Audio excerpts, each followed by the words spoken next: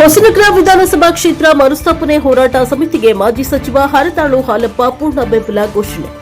ಹೊಸನಗರ ಕ್ಷೇತ್ರದ ಅಸ್ತಿತ್ವ ಕಳೆದುಕೊಂಡು 20 ವರ್ಷ ಕಳೆದರೂ ಯಾವುದೇ ಅಭಿವೃದ್ಧಿ ಕಾಣದ ಹೊಸನಗರ ತಾಲೂಕು ಇದೀಗ ರಾಜಕೀಯ ಇಚ್ಛಾಶಕ್ತಿಯ ಕೊರತೆಯಿಂದ ಎಚ್ಚರಗೊಂಡಿದ್ದು ಏಪ್ರಿಲ್ 5 ಮತ್ತು 6ರಂದು 2 ದಿನಗಳ ಕಾಲ 45 ಕಿಲೋಮೀಟರ್ಗಳ ದೂರ ನಡೆಯಲಿರುವ ಪಾದಯಾತ್ರೆಗೆ ತಮ್ಮ ಹಾಗೂ ಸಂಸದ ಬಿವೈ ರಾಘವೇಂದ್ರರವರು ಸಂಪೂರ್ಣ ಬೆಂಬಲ ಇದೆ ಎಂದು ತಾಲೂಕಾ ಬಿಜೆಪಿ ಮಂಡಲ ಕಚೇರಿಯಲ್ಲಿ ಕರೆದ ಪತ್ರಿಕಾಗೋಷ್ಠಿಯಲ್ಲಿ ಮಾಜಿ ಸಚಿವ ಹಾಲಪ್ಪ ತಿಳಿಸಿ, ಈ ಹಿಂದೆಯೂ ತಾವು ಕ್ಷೇತ್ರ ಮರುಸ್ಥಾಪನೆಗೆ ಹೋರಾಟ ನಡೆಸಿರುವುದಾಗಿ ತಿಳಿಸಿ, ಈ ಬಾರಿ ಹೋರಾಟಕ್ಕೆ ಬಿಜೆಪಿ ಪಕ್ಷ ಹಾಗೂ ಕಾರ್ಯಕರ್ತರು ಅಭಿಮಾನಿಗಳು ಸಂಪೂರ್ಣ ಬೆಂಬಲ ನೀಡಲಿದ್ದಾರೆ ಎಂದು ಅವರು ಘೋಷಿಸಿದ್ದಾರೆ. ಪತ್ರಿಕಾಗೋಷ್ಠಿಯಲ್ಲಿ ಮಂಡಲ ಅಧ್ಯಕ್ಷ ಸತೀಶ್, ಮಾಜಿ ಶಾಸಕ ಬಿ ಸ್ವಾಮಿರಾವ್, ಜಿಲ್ಲಾ ಒಬಿಸಿ ಮೋರ್ಚಾ ಅಧ್ಯಕ್ಷ ಎಂಎನ್ ಸುಧಾಕರ, ತಾಲೂಕಾ ಪಂಚಾಯಿತಿ ಮಾಜಿ ಅಧ್ಯಕ್ಷ Aluvalli Veeresh, NR Devananda, Halagadde Umesh, Mallikarjuna Chikkamanathi, Ganesh B, Yuvaraj, Menase Anand, Bukkiware Rajesh, HN Shripathirao, Basavaraj ಮೊದಲಾದವರು ಉಪಸ್ಥಿತರಿದ್ದರು. ಮಂಡಾನೆ ಮೋಹನ್ ಸ್ವಾಗತಿಸಿ ಕೊನೆಯಲ್ಲಿ ವಂದಿಸಿದ್ದಾರೆ. ಬ್ಯೂರೋ ರಿಪೋರ್ಟ್ ಎನ್ಕೆಎಸ್ ಟಿವಿ4 ಶಿವಮೊಗ್ಗ. ಮೂಲೆಗದ್ದೆ ಸ್ವಾಮೀಜಿಗಳು ಮತ್ತು ಇನ್ನಿತರ ಸ್ವಾಮೀಜಿಯವರ ನೇತೃತ್ವದಲ್ಲಿ ಹೊಸನಗರ ವಿಧಾನಸಭಾ ಕ್ಷೇತ್ರ ಮತ್ತೊಮ್ಮೆ ಉಳಿಯಬೇಕು, ಪುನರ್ರಚನೆ ಆಗಬೇಕು ಅಂತ ಹೋರಾಟವನ್ನು ಹಮ್ಮಿಕೊಂಡಿದ್ದಾರೆ. ಆ ಹೋರಾಟದ ರೂಪುರೇಷೆಗಳು ಈಗಾಗಲೇ ಸಿದ್ಧ ಆಗಿದೆ. ಎಲ್ಲ ಹಂತರು ನನ್ನನ್ನು ಸಂಪರ್ಕ ಮಾಡಿ ಸಮಾಲೋಚನೆ ಮಾಡ್ತಿದ್ದಾರೆ. ಆ ಪ್ರಕಾರ ನಾಡಿದ್ದು ಪಾದಯಾತ್ರೆ ಪ್ರಾರಂಭ ಆಗ್ತದೆ. ಆ ಪಾದಯಾತ್ರೆಯಲ್ಲಿ ಸಂಪೂರ್ಣ ನಾನು ಕೂಡ ಭಾಗವಹಿಸ್ತೇನೆ. ನಮ್ಮ ಪಕ್ಷ ಕೂಡ ಸಂಪೂರ್ಣ ಅದನ್ನು ಬೆಂಬಲಿಸ್ತದೆ. ನಮ್ಮ ಲೋಕಸಭಾ ಸದಸ್ಯರು ಕೂಡ ಭಾಗವಹಿಸ್ತಾರೆ. ಈಗಿನ ಲೋಕಸಭಾ ಸದಸ್ಯರು ಬಂದಿದ್ದು ಸಾಗರಕ್ಕೆ, ಅಲ್ಲೂ ಕೂಡ ಪ್ರಸ್ತಾಪ ಮಾಡಿದ್ದೇವೆ. ಹಾಗಾಗಿ ಇಂದು ಕೂಡ 2000 ಕ್ಷೇತ್ರ ಹೋಗುವ ಆಗ 2005ರಲ್ಲಿ 4-5ರಲ್ಲಿ ಕೂಡ ಹೋರಾಟ ನಡೆದಿತ್ತು. ಆಗ ತಮ್ಮದೇ ಕ್ಷೇತ್ರದಲ್ಲಿ ನಾವು ಇಲ್ಲಿ ಮೀಟಿಂಗ್ ಮಾಡಿದ್ವಿ.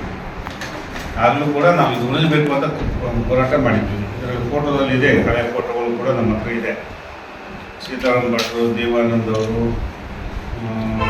ಸ್ವಾಮಿರಾಯರು, ಗಡಪೂಡ್ರು ಇದ್ದಾರೆ. ಇನ್ನೂ ಅನೇಕ ಜನ ಇದ್ದಾರೆ. 2004-5ರ ಫೋಟೋ ಇದೆ.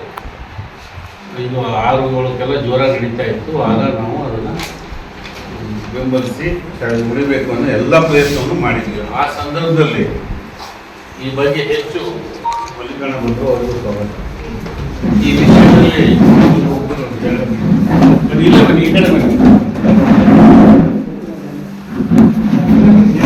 ಕರಿಯಣ್ಣನ ರಾಜೀನಾಮೆ ಕೊಡಿಸಿ ಖರ್ಗೆಯವರೇ ಅದಕ್ಕೆ ಎಂಟ್ರಿ ಆದರು. ಜಗದೀಶ್ ಅವರು ಈಗ ದುರ್ಗಂಡರೆಲ್ಲ ಇದ್ದರು, ಅನ್ಯಾಯ ಆಗಬಾರ್ದು. ಆದರೂ ಆಮೇಲೆ ನಾನು MLA ಅದೇ MLA ಆದಮೇಲೆ ಮತ್ತೆ ಆ ಪ್ರಯತ್ನ ಮಾಡಿದ್ವಿ. ಇಲ್ಲಿಂದ ನಿಯೋಗ ಬಂದಿದ್ದರು, ಸ್ವಾಮಿರಾಯರು ಪ್ರಯತ್ನ ಮಾಡಿದರು. ಅಂಬೇಡ್ಕರ್ ಭವನ ಬೆಂಗಳೂರಿನಲ್ಲಿ ಕುಲದೀಪ್ ಸಿಂಗ್ ಆಯೋಗ ಬಂದಿತ್ತು, ಅಲ್ಲೂ ಕೂಡ ನಮ್ಮ ತಕರಾರನ್ನು ಅಧಿಕೃತವಾಗಿ ನಾನು ಹೇಳಿದ್ದೀನಿ. ಮತ್ತು ಎಷ್ಟು ಅಸಂಬದ್ಧವಾಗಿ ಮಾಡಿದ್ರು ಸಾಗರ ಕ್ಷೇತ್ರವನ್ನು ಅನ್ನೋದನ್ನು ಕೂಡ ನಾನು ಹೇಳಿದ ಮೇಲೆ ಅದನ್ನ ಆ ಕಾಲದಲ್ಲಿ ಬದಲಾವಣೆ ಮಾಡಿಕೊಂಡು ಸಾಗರ ಕಸ್ಬವನ್ನು ಸ್ವರ್ಗಕ್ಕೆ ಸೇರಿಸಿದ್ರು. ಆಗ ಸಾಗರನ ಕ್ಷೇತ್ರದ ಹೆಸರು ಇಡಬೇಡಿ, ಹೊಸನಗರ ಹೆಸರು ಇಡಿ ಅಂತೇಳಿ ಅದು ಗಲಾಟೆ ಮಾಡಿದ್ವಿ.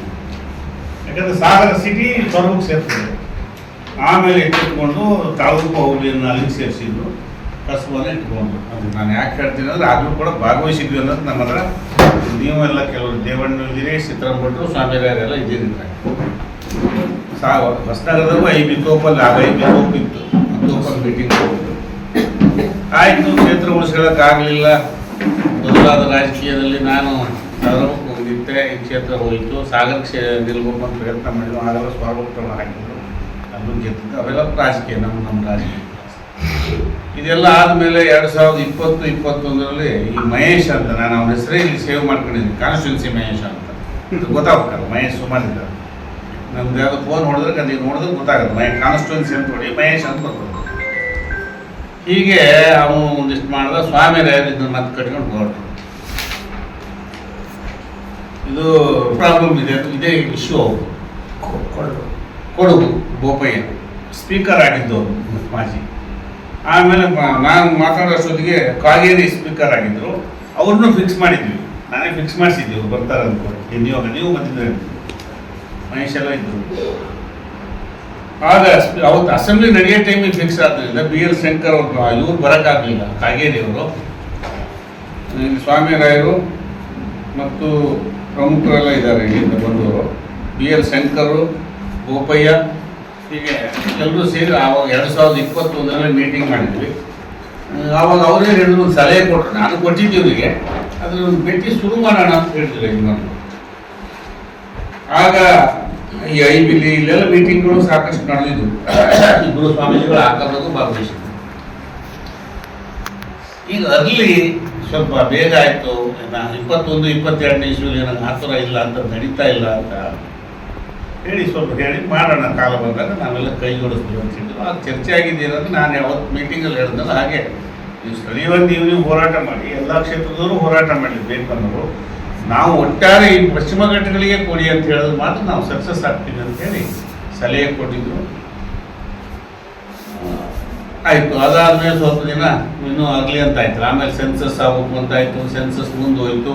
ಈಗ ಸೆನ್ಸಸ್ ಪ್ರಾರಂಭ ಆಗಿದೆ. ಇದ್ರ ಮಧ್ಯೆ ಕೇಂದ್ರ ಸರ್ಕಾರ ಇದೇ 16ಕ್ಕೆ ಪಾರ್ಲಿಮೆಂಟ್ ವಿಶೇಷ ಅಧಿವೇಶನ ಕರೆದಿದೆ. ಏನಾಗುತ್ತೆ ನೋಡಬೇಕು. ನಮಗೊಂದಿಷ್ಟು ಮಾಹಿತಿ ಇದೆ, ಅದು ಬಹಿರಂಗದ ಹೇಳೋಕ್ಕಾಗಲ್ಲ. ನಮ್ಮ ಪಾರ್ಟಿಯಲ್ಲಿ ಚರ್ಚೆ ಆಗಿದೆ, ಕೆಲವು ಹೇಳೋಕ್ಕಾಗಲ್ಲ.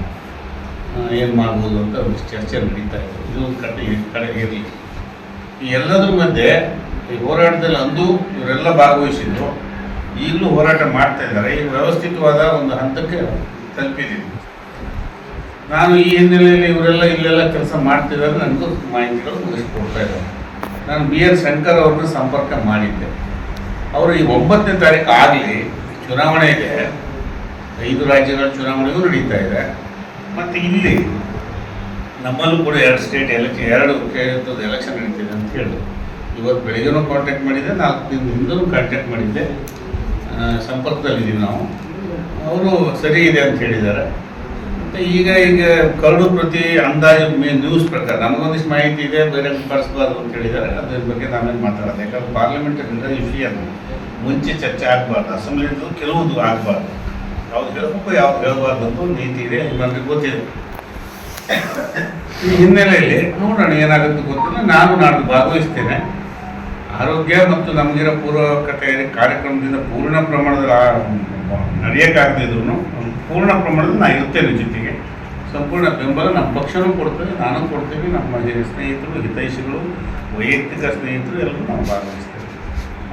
ಇದಿಷ್ಟು ಮಾಹಿತಿ ತಮಗೆ ಅಂತ ಹೇಳ್ತಾ, ಇದರಲ್ಲಿ ಯಾವುದೇ ಹೇಳ್ತಾ ಇದ್ದೆ ಟೈಮ್ ಬರಲಿ ಆವಾಗ ಮಾಡೋಣ ಅಂತ. ಈಗ ಸರಿಯಾದ ಸಮಯ ಬಂದಿದೆ.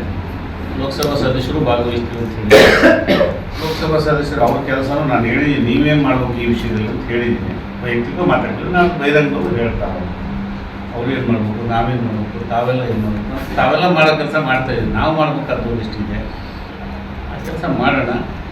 ಇಡೀ ಮಲೆನಾಡಿನ ಪಶ್ಚಿಮ ಘಟ್ಟಗಳಲ್ಲಿ ಮಾಡೋಣ. ಈಗಿರೋ ಪ್ರಕಾರ ಹಾಗೆ ಮೀಡಿಯಾ